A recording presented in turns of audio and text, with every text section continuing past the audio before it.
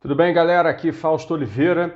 Mais uma vez, obrigado por estar aqui comigo no meu canal, acompanhando essa leitura em capítulos que eu estou fazendo do meu próprio livro, o ANCAP. O ANCAP é um romance que eu lancei em dezembro de 2021 e que teve uma boa repercussão até aqui, apesar da pouca tiragem. Ele teve muito sucesso em termos de opinião das pessoas. Você, se quiser parar de acompanhar aqui a leitura particionada que eu tenho feito na internet e quiser adquirir o livro, tem aqui embaixo na descrição os links para você comprar tanto em papel como em e-book.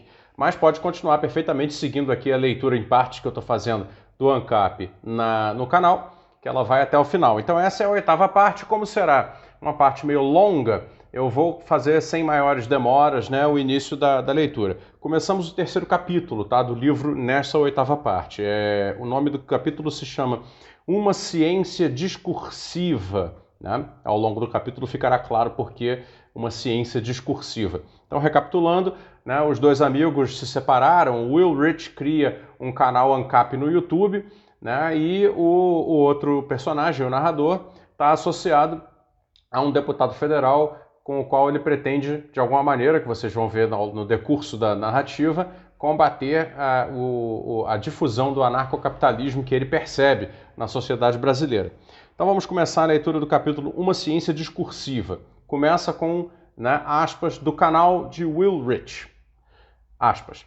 Se no Brasil a grande maioria da sociedade entendesse o princípio da escassez, nós seríamos um país muito melhor. Seríamos como os Estados Unidos, onde todo mundo entende o princípio da escassez e aceita que a vida é assim. Uns podem ter mais que outros, e aquilo que eles podem ter a mais do que outros é, necessariamente, aquilo que tem mais valor. Quem não pode ter as coisas de maior valor tem duas alternativas: chorar ou enriquecer. Só existe uma coisa em toda a vida humana que não é atingida pelo princípio da escassez. São as oportunidades. Porque, pensem comigo, se os homens buscam as coisas para satisfazer suas necessidades e desejos, o quanto mais uma coisa é escassa, mais ela tem valor. Então, sempre menos homens conseguirão obter coisas cujo valor seja crescente. Menos gente com acesso a mais valor, mais gente com acesso a menos valor. Essas linhas são móveis, ou seja, é cada vez menos gente com acesso a cada vez mais valor, e vice-versa. E isso é belo, é moral, isso é belíssimo, é perfeito, por duas razões. Primeiro, porque se não fosse assim, a humanidade não seria composta por indivíduos em regime de eterna competição, e sim por comunidades harmônicas, porém desprovidas de incentivo, e provavelmente não teríamos deixado de ser índios. Segundo porque, e isso é o principal, isso coloca em seu trono o verdadeiro rei da ação humana, aquele que ninguém pode desrespeitar sem sofrer um castigo muito cruel: o preço. O preço é o elemento sagrado por trás de tudo, porque só com o preço o mercado consegue distinguir quem pode e quem não pode. E a outra consequência formidável da realidade da escassez é que a única coisa abundante de fato é a oportunidade de reduzi-la. Pois quanto mais os ricos são ricos, mais podem comprar. É por isso que a única forma de acabar com a pobreza é enriquecer ainda mais aqueles que já são ricos. Você não é rico? Você é limitado pelos preços justos do mercado? Então use as oportunidades sem fim que estão aí e enriqueça. Ou você pode continuar chorando e dando desculpas para desperdiçar a sua vida, clamando por uma justiça dos céus contra a única régua capaz de determinar a paz no mundo dos homens. Ou seja, o preço das mercadorias postas à venda por indivíduos para satisfazer outros indivíduos no regime de livre competição por riquezas. Jumento. Se esse jumento tivesse ficado na faculdade até a conclusão, teria chegado a conhecer o conceito de elasticidade. E não passaria vergonha falando asneiras moralizantes sobre temas sérios. Em termos práticos, as elasticidades anulam essa compreensão rígida da escassez, pelo simples fato de que tanto a demanda como a oferta variam com o preço. E pior, a demanda varia de acordo com a renda, o que vem a gerar a chamada elasticidade preço da demanda cruzada, em que a demanda por um bem varia de acordo com a alteração no preço de outro bem. E esse quiprocó típico de alunos de graduação sobre microeconomia fica raso quando introduzimos as elasticidades macroeconômicas. O que acontece com esse cenário econômico de aldeia medieval quando as exportações e importações variam de acordo com a taxa de câmbio? E o que acontece com a aldeia quando a demanda por moeda varia de acordo com a taxa de juros? Eu digo o que acontece. Acontecem desequilíbrios permanentes que são a própria caracterização do sistema econômico contemporâneo em regime de economias de mercado abertas. E isso significa que qualquer explicação enrijecida a partir de dogmas como o princípio da escassez é estúpida.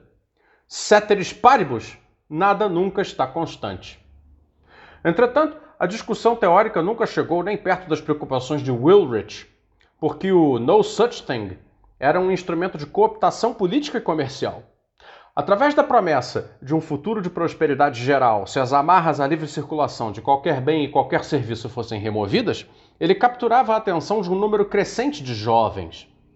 Com isso, reforçava a agenda de decomposição econômica do Brasil, aumentando as fileiras políticas mais radicalmente mobilizadas contra toda e qualquer participação do Estado no domínio econômico e social.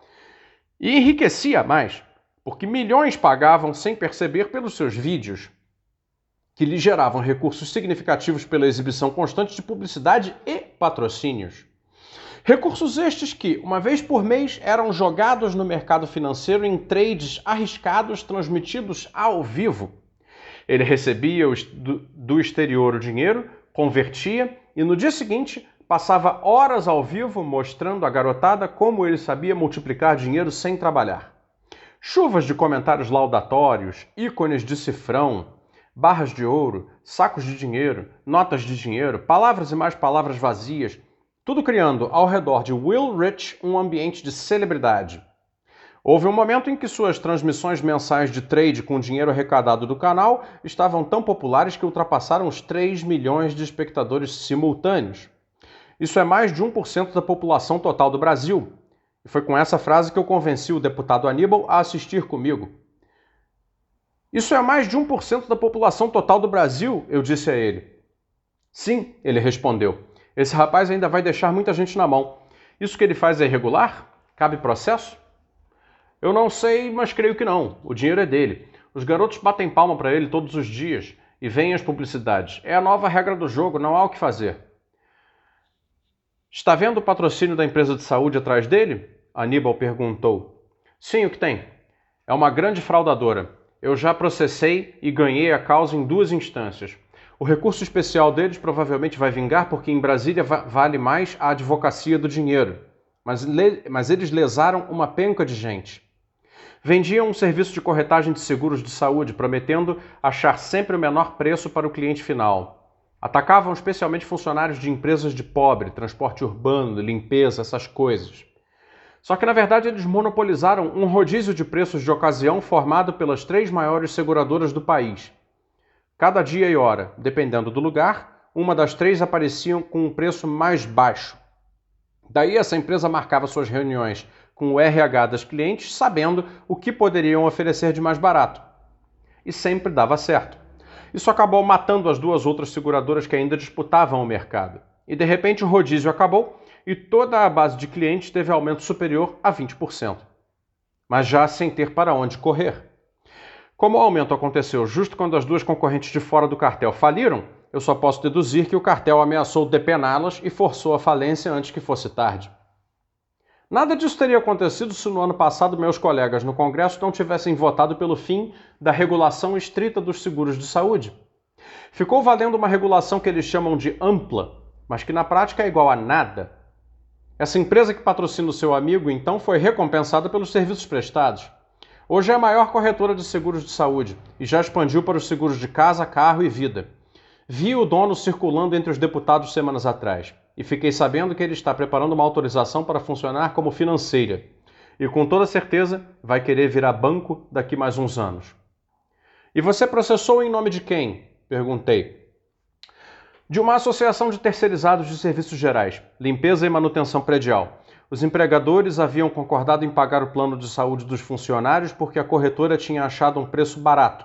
Mas quando veio o aumento abrupto, se aproveitando da falta de regulação, os empregadores compensaram o aumento cortando um seguro contra acidentes de trabalho. Deram azar que 3 semanas depois, no depósito deles, Caiu uma prateleira onde ficavam tonéis de 40 litros de produtos de limpeza. A prateleira que caiu derrubou outras embaixo dela. 3 morreram e 17 se feriram. Dos feridos, mais um morreu. Como não havia mais o seguro de acidente, os feridos foram demitidos ainda no hospital e as famílias dos mortos não receberam nada. Aleguei responsabilidade solidária da corretora de saúde e ganhei, porque anexei ao contrato do plano de saúde coletivo a notificação do aumento e um documento que a empresa forçou os trabalhadores a assinar, tomando ciência de que a partir dali não tinham mais seguro contra acidentes. As datas do aumento e da renúncia ao seguro de acidente eram as mesmas.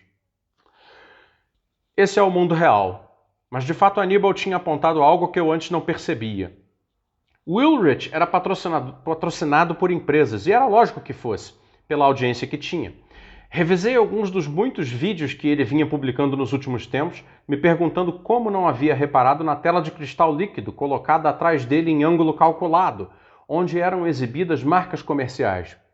Por meses aquilo estava ali e eu não dei atenção. Capturado pela reação espontânea às sandices que ele dizia, meu cérebro era presa fácil para a comunicação subliminar. Me demorei na revisão dos vídeos anteriores, das mais recentes aos mais antigos, e vi que fazia tempo que ele tinha colocado a tela para exibição de marcas. Nos vídeos mais antigos passavam anúncios de varejos de internet, sites de notícias econômicas, havia variedade. Nos mais recentes, contudo, Will passou a exibir apenas marcas comerciais relacionadas a serviços de saúde privada. Hospitais, clínicas, farmacêuticas, seguradoras, corretoras, serviços médicos, exames e diagnósticos, importadoras de insumos e equipamentos, reabilitação e terapias. Todo o setor de saúde privada que tinha existência material na economia estava ali representado. Se alguém visse o canal todo dia, como a maioria do público certamente faz, não perceberia a constância das empresas de saúde privada no No Such Thing. Detendo-se nisso, no entanto, era mais que óbvio. Era um desfile permanente de empresas do ramo reunidas todas em um só veículo de informação, cuja linha de pensamento deveria ser repelente de tantas empresas grandes e supostamente respeitáveis. Foi didático para mim rever as publicações mais recentes do No Such Thing. Nos últimos tempos, a vida de industrial e assessor parlamentar informal vinha me consumindo. A percepção de que Willrich estava ganhando ainda mais dinheiro de empresas de grande porte, algumas das quais eram clientes da minha própria indústria química, me despertou a antiga rivalidade com o transformado William. Ele certamente estava muito mais rico do que eu, verdade que reconheço sem dores, não só pelo que mais tarde aconteceu com ele, mas porque meu diploma não me autoriza o ressentimento econômico. Nutrir rancor por alguém que é mais rico que você só faz sentido para pessoas que não entendem o que é economia. O que é a economia? A economia é a matéria-prima da política. Nada além disso. Um bonito aforismo. Quem se rói de inveja porque alguém tem mais poder econômico do que si está esquecido de que, na expressão poder econômico, existe a palavra poder. O dinheiro nunca se acumula sem que se acumule junto, mas em proporções que podem ser diferentes, o poder.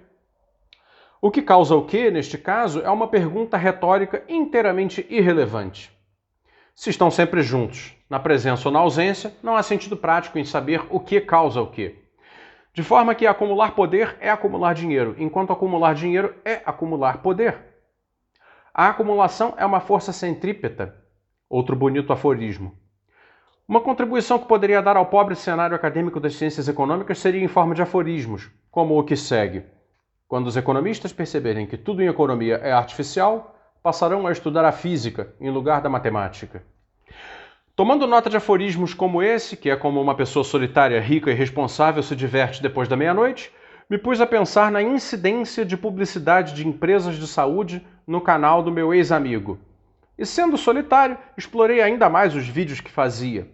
Muitos dos mais recentes eu não conhecia, pois chegou um momento em que, quando muito, eu ligava na transmissão mensal de trade ao vivo. Essas transmissões foram uma excelente ideia. Willrich se alçou à celebridade por meio delas.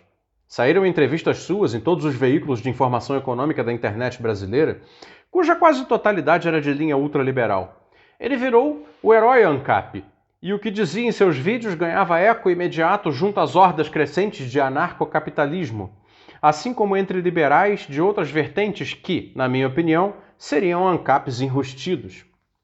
Se eu não tivesse restrições de toda a ordem contra seus posicionamentos políticos, porque ao fim e ao cabo o que ele fazia era política, poderia confessar facilmente minha admiração por seu sucesso. Sem rancor ou raiva, fui repassando trechos dos seus vídeos confirmando a onipresença de marcas ligadas à saúde privada na tela de cristal líquido posicionada atrás dele.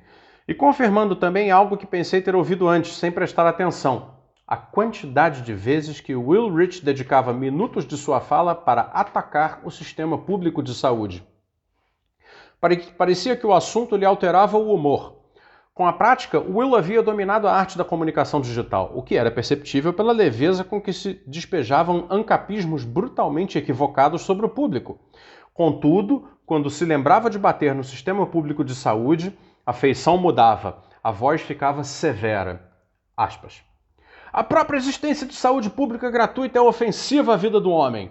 Um indivíduo que sabe que não existe preço na cura de uma doença é um indivíduo que aceita adoecer. Um homem que sabe que será socorrido ao se acidentar se torna imprudente. Quem tem o privilégio de ter sua vida conservada sem pagar é alguém que não sabe pôr preço na sua existência. E quando isso se espalha, o que se tem é um grupo de indivíduos lesos, sem consciência do valor, nem de si próprios, e a consequência disso é um mercado pobre porque os agentes não têm a mínima referência sobre seus próprios preços. Revi o episódio em que ele vinha dissertando sobre a validade das atividades de cambismo e agiotagem, e no meio do discurso ele parece se recordar de falar sobre saúde pública. Aspas. Todo mundo já viu as filas enormes nas portas dos hospitais públicos? A culpa daquilo é a desorganização absoluta do mercado. Aliás, a quase inexistência do mercado. Todos acham que têm o mesmo direito a um serviço escasso, oferecido em escassez de lugares, escassez de profissionais e escassez do próprio tempo disponível para atender tanta gente. Ora, se todo o sistema de saúde fosse privado, as filas de gente na porta se dividiriam de acordo com o poder aquisitivo dos indivíduos demandantes. Isso estimularia a abertura de tantos hospitais privados quanto fosse necessário para atender cada um, com a qualidade de atendimento correspondente ao que cada um pode pagar. Às vezes ele se entregava a divertimentos fantasiosos sobre como seria o ancapistão. Aspas. No futuro, o ancapistão não terá fronteiras nacionais nem direitos coletivos, só o sagrado direito individual à propriedade, do qual decorrem todas as condições necessárias para a felicidade de todos os indivíduos. No ancapistão, todo homem saberá o preço de sua existência, e por isso não terá por que se submeter a situações que o adoecem, mutilam ou matam. A única razão para um homem aceitar uma situação que o adoeça será lucrar. Se ele lucrar mais do que custará o tratamento de um eventual prejuízo à sua saúde, terá benefício maior que custo. Se lhe pagarem bem para engolir vidro, que é algo que ele pode matar, o preço disso será tal que ele poderá engolir o vidro com assistência médica contratada e apostos para lhe socorrer. Ao final, ele terá arriscado a vida por dinheiro, terá realizado lucro de médicos e enfermeiros privados e embolsará uma excelente quantia. O ancapistão é o mundo onde tudo é oportunidade de lucro. O ancapistão será o paraíso. Se houvesse regulação das atividades de comunicação no Brasil, certamente um vídeo como o que revi teria que ser retirado, por apologia à prática de crimes contra a vida. Aspas. A triste verdade é que no mundo atual, em que o Estado coercitivo regula a vida dos indivíduos, a prevenção do assassinato pela lei é falha. E por que ela falha? Porque morre-se de graça. Quem morre assassinado sofre a pior das violências. E o que seus familiares ganham com isso? Uma esperança abstrata de justiça e nada mais. Se houver um preço a pagar, o maior de todos, um preço impossivelmente alto por cada vida perdida, a coisa muda de figura. Será mais possível que os indivíduos busquem lucros exorbitantes através da entrega voluntária da própria vida em um mercado de assassinatos consentidos do que essa tristeza de mortes gratuitas como hoje acontece. Digo isso porque, num ambiente de absoluta liberdade individual, o psicopata que puder pagar para matar tem que poder encontrar alguém disposto a lhe oferecer a vida em troca de um altíssimo preço. Claro que haverá pouquíssimos psicopatas ricos o bastante para isso, mas pode haver quem pague. Nessa situação, é necessário que não exista um direito coletivo de manutenção da vida. E, portanto, não pode existir um serviço público de saúde. Se existir, essa troca voluntária fica completamente distorcida e o assassinado terminará sendo salvo e não vai receber o dinheiro, e o psicopata não terá se tornado um assassino. Dizem os ANCAPs que sua doutrina segue um certo princípio de não agressão. Sendo assim, essas teses defendidas por Will Rich estariam em desacordo com o que os fundadores do anarcocapitalismo propuseram. Pode ser que Will tivesse se tornado um ANCAP extra-radical, uma consciência ultraliberal e ultra-individualista tão exacerbada que manifestasse espontaneamente coisas que nem os ANCAPs mais delirantes conseguiriam exprimir. Minha opinião, isso não importa nada, pois os passos lógicos posteriores às teses aceitas por todos os ANCAPs vão sempre na direção da barbárie. Argumentar contra a saúde pública universal os coloca a todos em um mesmo lugar, os de argumento limpo e os de argumento sujo. Sendo um industrial químico, criei uma versão científica para o velho ditado. Um aforismo a mais? É pelo produto da reação que se conhece o reagente. Ou, como diziam os antigos, é pelo fruto que se conhece a árvore. Aguarde então a próxima parte da leitura de O ANCAP, o meu livro que você acaba de conhecer aqui a início do 3º capítulo. Você pode adquiri-lo aqui nos links na descrição. Eu estou lendo ele em partes ao longo dos próximas semanas, talvez, e pode continuar acompanhando que você vai chegar ao final da história comigo. Obrigado, até a próxima.